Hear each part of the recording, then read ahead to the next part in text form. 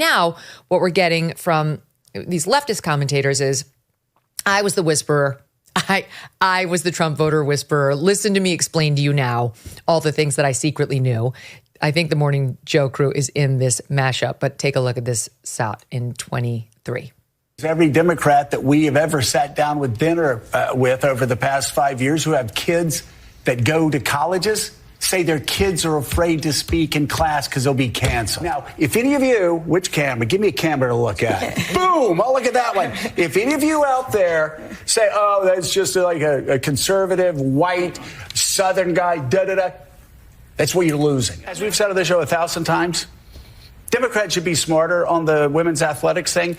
85% of Americans oppose men transitioning after puberty and competing against women. Election that we just had was a repudiation of the status quo, an overly regulated system that is no longer responsive or delivering for the needs of the people.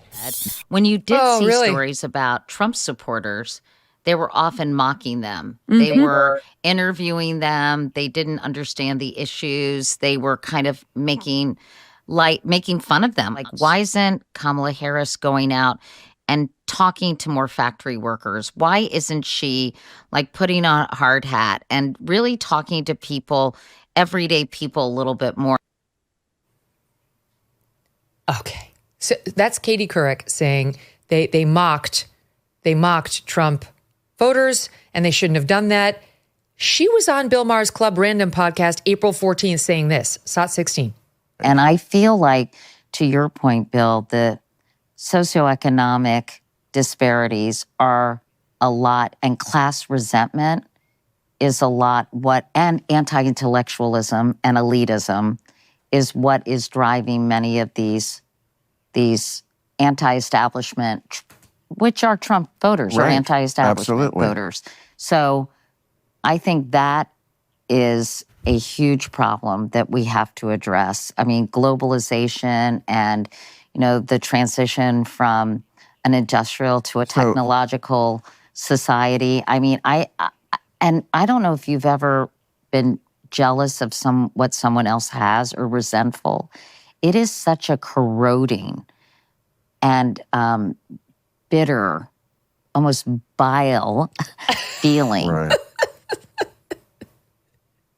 They're anti-intellectual and they're bitter and jealous.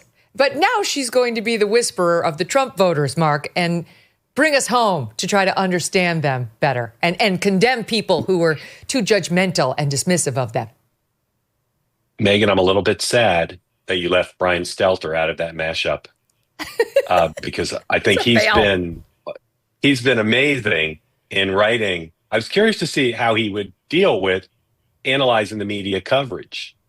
And he wrote this long thing that was devoid of the actual problems. And I think it goes back to fundamental credibility and awareness. They've been pretty muted since the election. But until they come clean on their role in the conspiracy to cover up Joe Biden's mental acuity decline, I think it's just fundamental that it's going to be a challenge to have any credibility. And so far, there's been nothing on that. Until they come clean on how newsroom, the actual qualitative and quantitative analysis of how negative their coverage was towards Donald Trump and his voters, is very difficult to have credibility. It is so much like what happened in 2016, where, as you said, they want to say, well, Kamala was a bad candidate, Hillary was a bad candidate. They don't want to address the real issues here, both in terms of the Democratic Party and media bias. So I hope I hope somehow it gets better. But the leading newsrooms have done nothing to account for the failure. And I suspect it will continue, and they'll just go back into resistance mode. Mm-hmm. I think that's absolutely right. It's the nerve, Dan. Like, they're anti-intellectual. And now she's like, I really wish people had just, paid more attention to them.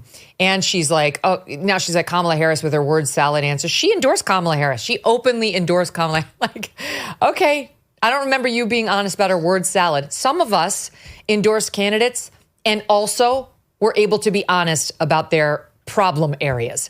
That is what happened. Like, if you want to go into opinion journalism, you must continue to thread that needle, or you should just declare your connection to journalism totally dead. Yeah, this one hits home for me because this was a tough last year for me as I started speaking out more kind of in the media as I joined the morning meeting. I got a lot of feedback from Democratic friends when I started speaking out, but going all the way back to March, that Joe Biden's age issue was real and legitimate, talking about the inroads that Trump was making with Latinos and Black men, because there was lots of data, publicly and privately, that he was making these inroads.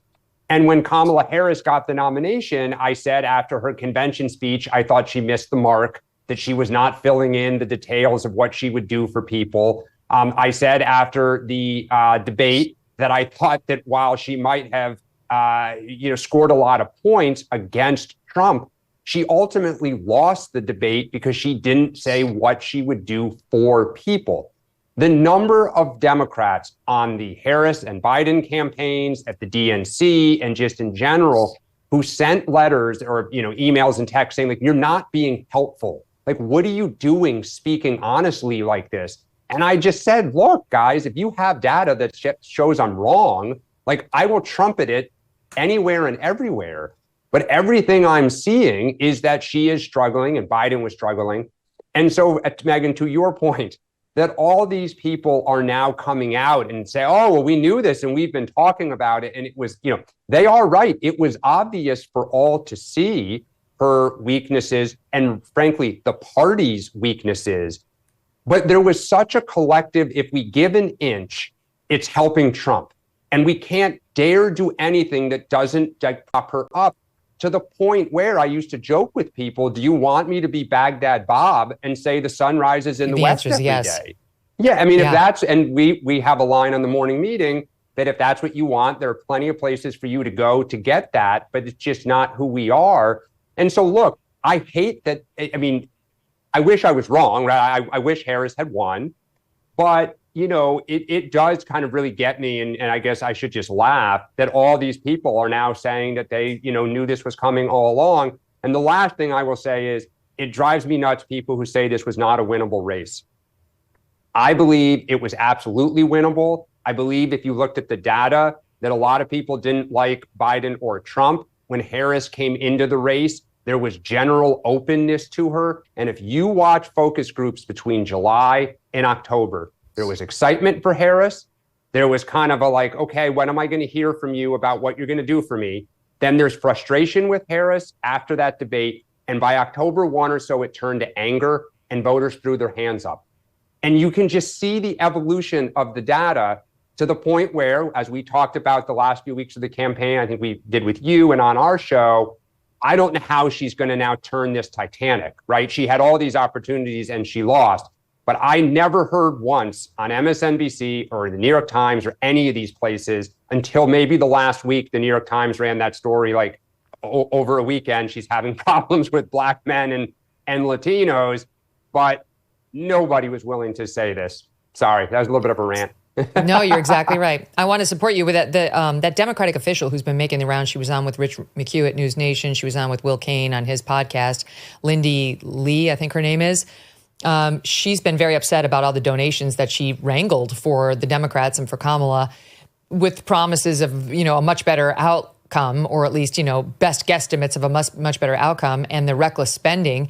And she said what you just said. She said, if you are going to take a position along the lines of what you just said that might be more nuanced, you can't get booked on MSNBC or CNN, that they will cancel you because they only want to hear fluffing, which is not a nice term, but that's kind of what is expected. I'll give it to you in 1 second, Mark. I just want to say this. Katie Couric now, who's like having the come to Jesus moment. Here are some of her show names prior to the election. Gwen Walls on why this is the most important election of our lifetime. Why Donald Trump is a fascist and what that means. All about abortion and what's at stake in the 2024 election. How to save democracy with John Favreau and Tommy Vietor of Pod Save America, left-leaning, Obama guys. So, hashtag part of the problem, Katie. You might try having on a Republican or somebody who actually does understand Trump. And even now, Mark, the solution over on places like ABC where you used to work is, oh my God, we got to find an actual Trump supporter and put them in the 7th chair on The View. That'll do it. Like that, talk about like a Band-Aid on a cancer.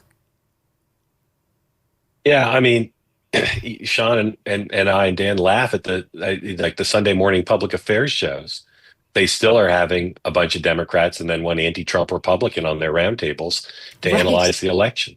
You know, it's really good for the country, I think, that he won the popular vote, because it takes away the Democrats blaming not Kamala Harris but the Electoral College. But I think that the problem is, again, you cannot go around saying fascist and Hitler and then turn 180 degrees all of a sudden. They're going to have to come to terms with what's before them. But I wish they would be more open to booking, and then not book those people and then gang up on them on the roundtables, right? That's not going to solve the problem if you book the people and then simply attack them for supporting someone who they will continue to call names. Or shame them the way Abby Phillips did over on CNN with Shermichael Singleton, who is trying to refer to trans girls, which is not a thing, as boys. No, you will not disrespect them. It's like, they don't get it. It's just too massive a problem. I've maintained all along, it cannot be extracted from the party. I'm telling you, Dan, you people are going to have to do what we did to the Never Trumpers. They must be excised from the party, removed and put over here, and then ignored. Or you have Grand Canyon University, a private Christian university in beautiful Phoenix, Arizona, believes that we are endowed by our Creator with certain unalienable rights to life, liberty, and the pursuit of happiness. GCU believes in equal opportunity and that the American dream starts with purpose. By honoring your career calling, you can impact your family, friends, and your community. Change the world for good by putting others before yourself.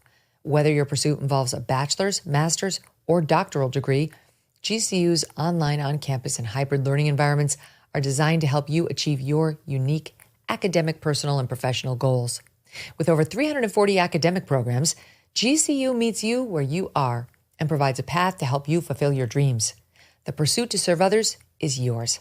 Let it flourish. Find your purpose at Grand Canyon University. Private, Christian, affordable. Visit gcu.edu. Thanks so much for watching. If you like what you just saw, hit the subscribe button for more clips and full episodes.